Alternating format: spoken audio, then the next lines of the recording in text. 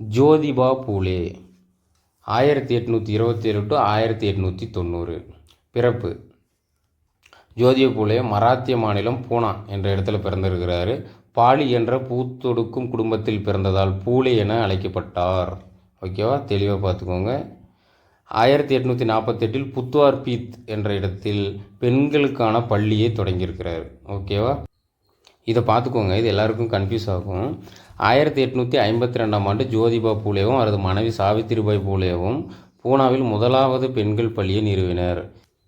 இது ஏன் அப்படி இருக்குன்னு கேட்டிங்கன்னா, இது வந்து பார்த்திங்கன்னா, இது வந்து 11th ஸ்டாண்டர்டில் ஒரு இந்த டேட்டா இருக்குது, 48 அப்படின்ட்டு பெண்கள் பள்ளின்னு இருக்குது. இது வந்து 8th ஸ்டாண்டர்டில் பார்த்தீங்கன்னா 52 தான் முதலாவது பெண்கள் பள்ளியை தொடங்கினாங்கன்றிருக்கு. ஸோ அதனால் ரெண்டுமே கொடுத்துருக்கேன். நீங்கள் எந்த மாதிரி கொஷினில் கேட்குறாங்களோ அந்த மாதிரி அப்ரோச் பண்ணிக்கோங்க. ஓகேவா, நெக்ஸ்ட் 1854 ஸ்காட்டிஷ் பள்ளியில் ஆசிரியராக சேர்ந்த பூலே விவசாயிகளுக்கு இரவு நேர பள்ளியை